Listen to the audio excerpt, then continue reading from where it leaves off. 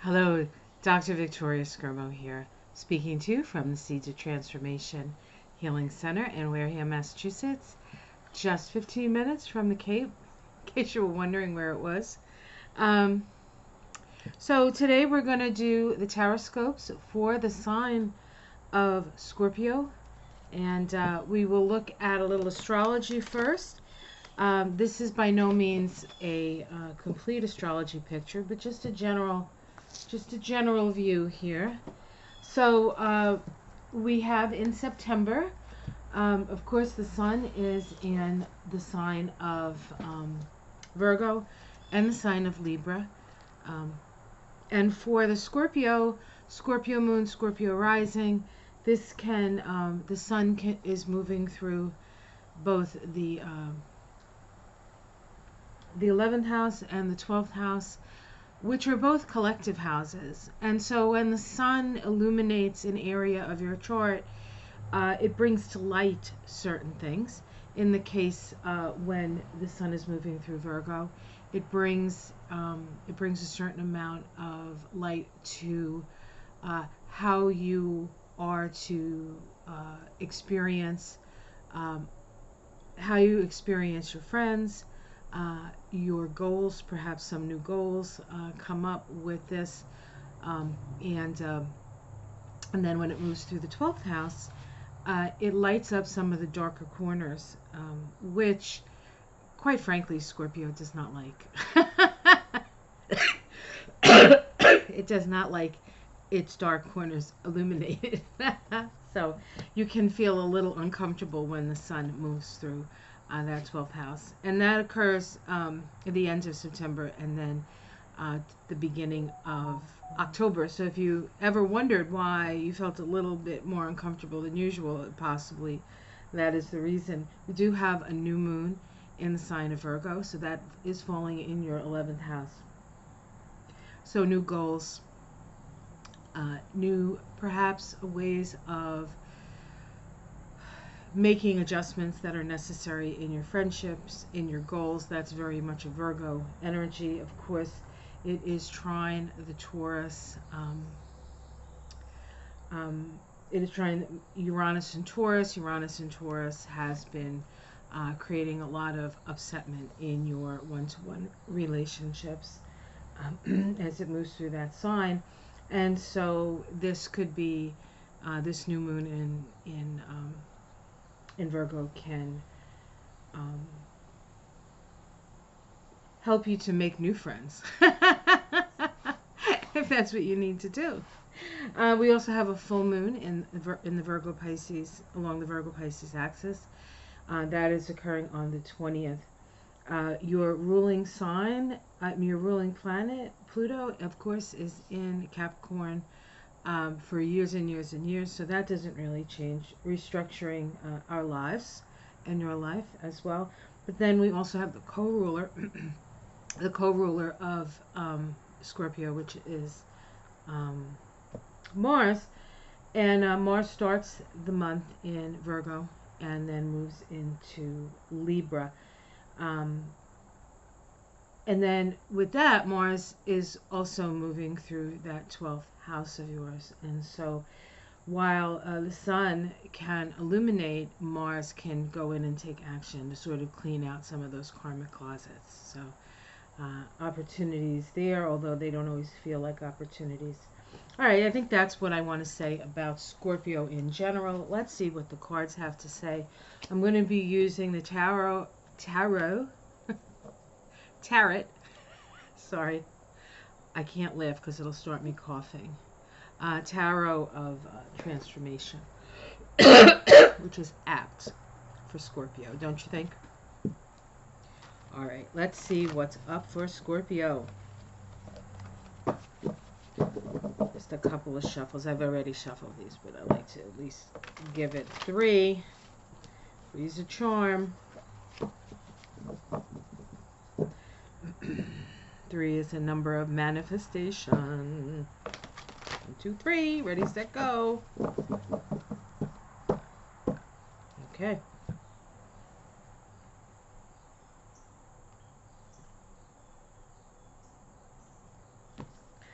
All right, let's see what we have, Scorpio. The first card up is the Six of Swords. The Six of Swords. In this deck, it's called Structures for the Journey. Structures for the Journey. Swords are air, right? And it is the mental capacity. And six is a vibration of equanimity and equality. It's a balance vibration. And all the sixes in the tarot are located in Tibreth, which deals with which is located in the heart chakra. And so relationships and your relationship to yourself, your relationship to others, your relationship to your community. You stand there and you're like, what is it? What is my relationship to all these different individuals and groups in my life? And it's generally Scorpio is pretty in it, as it were, in the mix, in the middle of things, even though you may not. Scorpio isn't always overtly in the middle of things, but they always have their feelers out, right? This vibration is a little bit more detached. There's a detachment here. It's as if you're reading a book and the book is about you, but you're trying your best not to get emotionally involved in that. It's you're trying to use your logical mind. The challenge here is the Strength card. The Strength card talks about balance. It talks about power and strength. The Strength card is associated with the Kundalini force. And so it is in its own way difficult for the Scorpio to look at things from that sort of mental perspective without getting their deeper feelings involved. And this is just a moment in time, so it's not like you're not supposed to feel stuff. It's just that at this moment you're sort of stepping back and looking at it.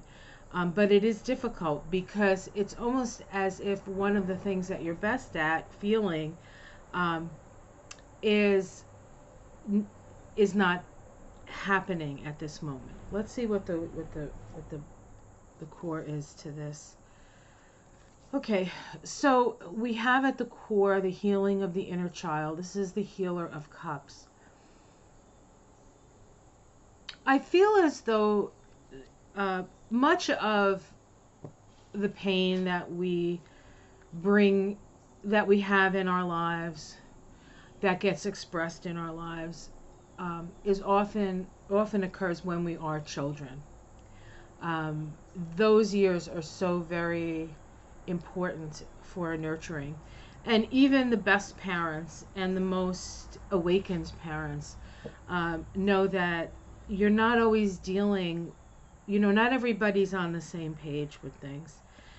And the most awakened parents may not have the most awakened child. The most awakened child may not have the most awakened parents. That's usually the way I experience it with my clients. So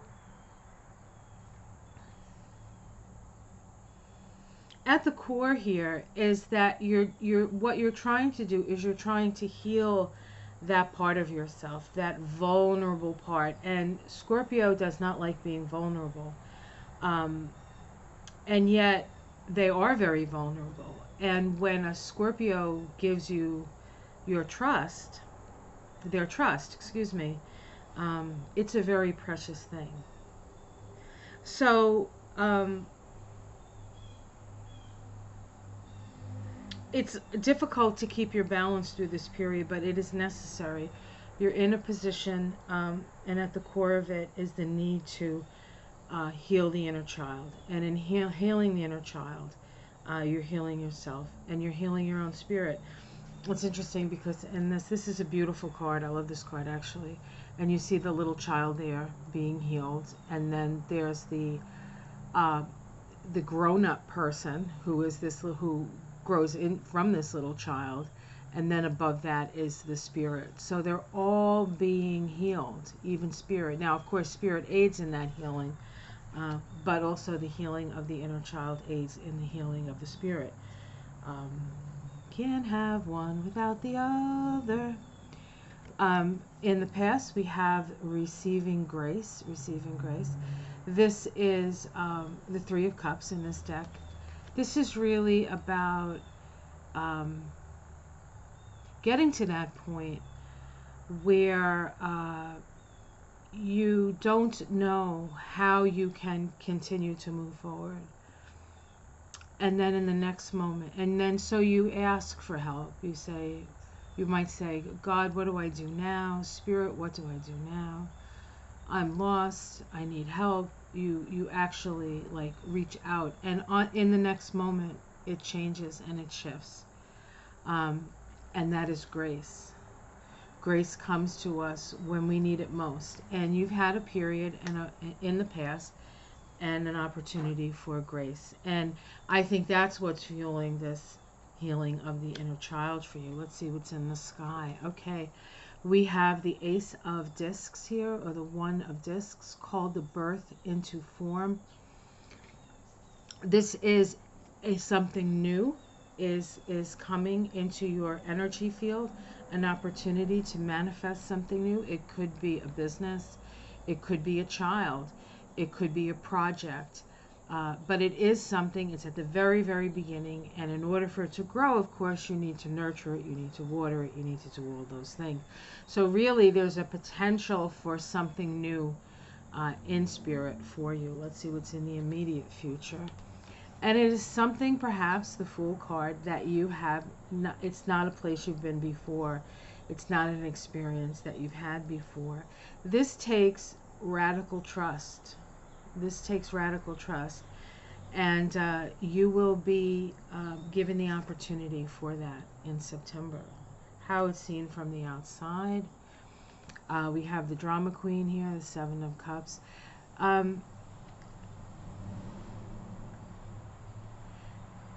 People may see this as whatever this process is for you.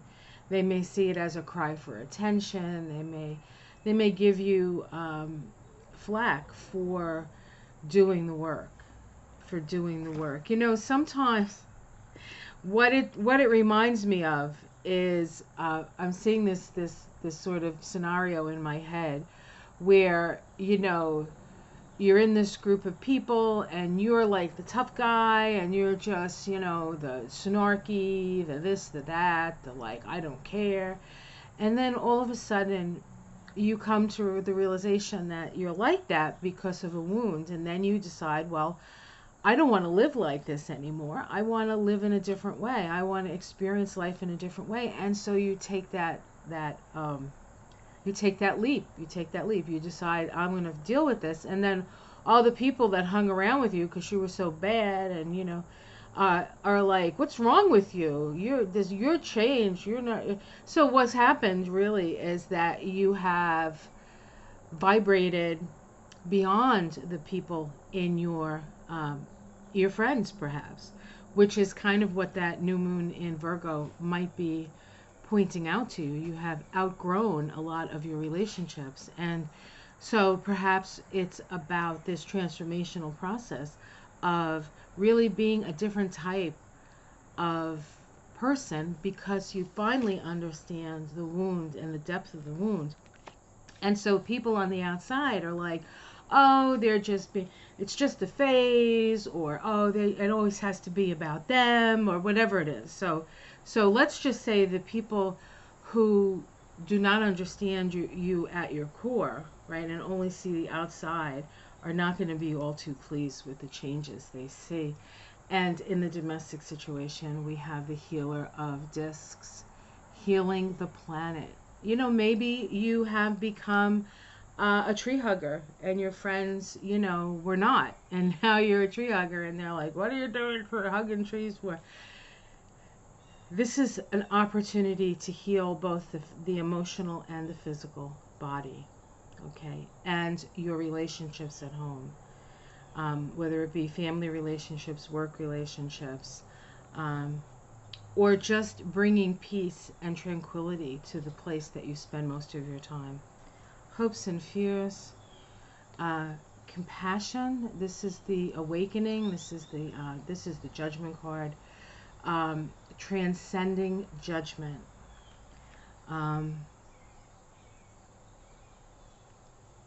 At this point, you don't really care what other people think. You don't really. You could be concerned that people are judging you, but don't worry about them. It's not about them. It's about you. It's about you. Cutting away the illusion. Cutting away the illusion. The Server of Swords. This is cutting away to the truth of the matter. This is the truth seeker. So you may have an illumination about something that you didn't have before, and then you become the conduit for revelation and the conduit for cutting away the illusion. We have the Two of Discs. I'm going to pull 3 cards, see if I can get a major arcana. This is about balancing the material life, right? The Two of Pentacles. The Three of Wands, nourishing yourself from an authentic place. This is being your authentic self. And then taking the Hierophant off the pedestal. This is the Hierophant card, and it's about listening to that small, still voice within. It's about recognizing your own wisdom, and not just the wisdom that you've garnered from this lifetime, but wisdom you've garnered from previous lifetimes as well. This is when you connect with your higher self. This is when you connect with your higher mind. This is when you're listening to the voice within, instead of all those voices on the outside that are either telling you what to do, or telling you how you should be, or telling you what a bad person you are, or whatever it is that's coming from the outside. Everything that is seen on the outside of us, when people say things to you, or call you things, or this, that, and the other, is something that you believe about yourself. And when we fight that, when we say, I'm not like that, you're actually talking to yourself. Of course, the core of all of it is self-love and self-understanding, and radical compassion for self. So that is the key. And when we can love ourselves and start trusting ourselves, then we know we're on the right path. Let's see if there's something. Okay. So underneath it all, one of my favorite cards in this deck, the High Priestess. She is lifting the veil. She is lifting the veil. And the secrets are being revealed. The secrets are being revealed. So there is a secret to be revealed for you. And it may, Scorpio it can be the holder of secrets, but this may be a secret that even you didn't know. And perhaps it's the secret of your own magnificence.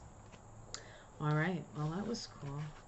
I just opened the door here in my office because it felt like, the air was nice and fresh, but now the humidity is like coming in, and you might actually see my hair go into a frizz by the time this reading is ended.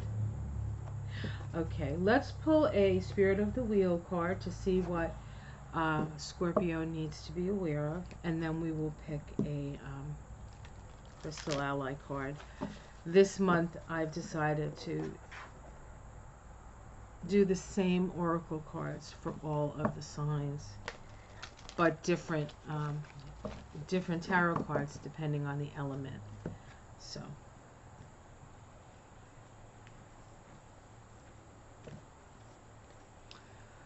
Harvest Moon, turning point, preparation and gathering.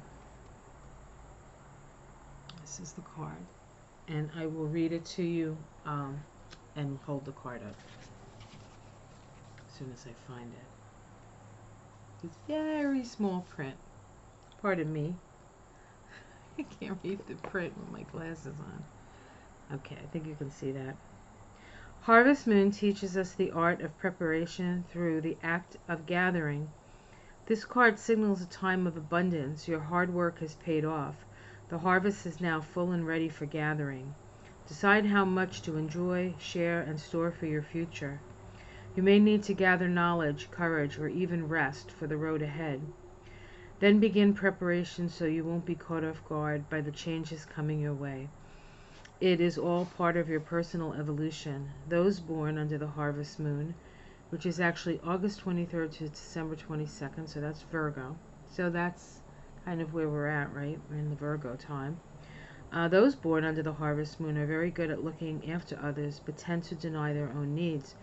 Prepare your own way, for if you use all your energy helping others, you will be facing a dry well. Enjoy the fruits of the bountiful time and gather up what you will need for your future. Okay. So let's see what Crystal Ally card is going to come up for Scorpio. Now the Crystal Ally cards, as I've explained in my other tarot scopes, is a deck that was created by a very interesting woman whose name when she created the deck was Naisha Ashian. She has since changed it to Samaya Aster. She was on YouTube, and she did have a and she also had a website, but right now it's down for some reason. I think she's moving, so she's just sort of shutting down so she can get what she needs to get done. There's some talk of maybe her retiring, I don't know. But the deck is amazing. So if you have the opportunity and you're interested in crystals, this is a great deck. A lot of great information. And this is the deck. It's Crystal Ally cards. This one is the Evolution Edition. I had her first deck as well. And that deck, the cards were bigger, so they were harder to shuffle. But and she's actually added more cards to this one, more crystals to this one. So this is actually a little bit of a bigger deck. So the deck is it is in 5 elements. We have earth, air, water, and fire. Earth is practical issues. Water is emotional stuff. Fire is creative, intuitive stuff.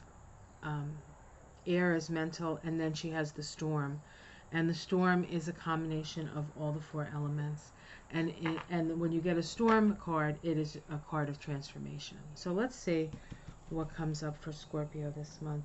And if you want, and you happen to have these crystals, you can always carry it around with you, or even just get a picture online and put it up, print it out, put it up, and meditate on the picture.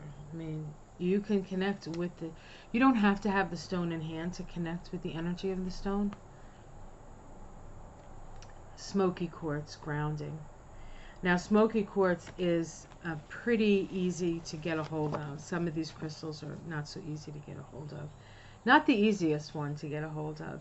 A lot of times, the smoky quartz, if it's really, really dark, it's probably been irradiated to look that way. And, I guess it's okay. I would prefer a natural stone, but, naturally smoky like that.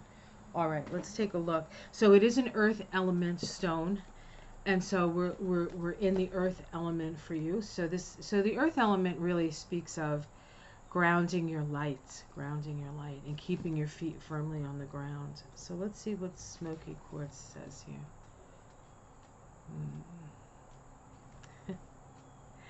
It would be easier if I just went to the beginning of the book, but I never do that. I just page through the book. All right, I went to the beginning of the book to see where it is, just for you guys. Going against what I normally do. 94 here. Okay. So it says here the chakra that smoky quartz activates are the earth heart or the earth star chakra. That's about 18 inches below your feet. and the Muladhara, or the root chakra. And your affirmation is, I ground my light into the earth organism. It says, smoky quartz has come to remind you to reconnect with the earth organism within which you live, and of which you are a vital part. You have chosen the earth as your home for this lifetime, and though you may long to return to the other, less physical states of being, remember that you have significant work to do here before you can go back to those higher realms. It is extremely difficult to act consciously on the earth plane when your head is in the clouds. Unless you bring your energy and consciousness down here and share it with the earth, your energy will become stagnant and your chakras will become blocked. You will be unable to fulfill the purpose that you took upon yourself when you incarnated into the physical realm. To fully manifest your highest potential, you will need to learn to cultivate your grounding cord and become a conscious participant in the earth organism you inhabit. You may need to integrate your higher consciousness and perception into your physical vehicle and the physical world. Smoky quartz has come to aid you in entering into communication with the earth and reopening yourself to the gifts and lessons of the earth plane. Accept the gift of knowledge that the physical experience is offering you. Birth your purpose into the earth plane, expressing your higher light through the physical realm. It is through this expression of light in the physical world that you will fulfill your service and create joy on the earth. Feet on the ground, heads in the clouds. Okay, guys. Well, I hope you enjoyed that. Like and subscribe. And I did have a comment about how my energy shifted when I talked about Scorpio. I don't know. I mean, maybe it did. The Scorpio can be a very challenging sign to have. It's actually more challenging to have than to be around. So for those of you who have incarnated with Scorpio, Scorpio moon, Scorpio rising, or a full 8th house, thank you for being willing to do the work. Namaste.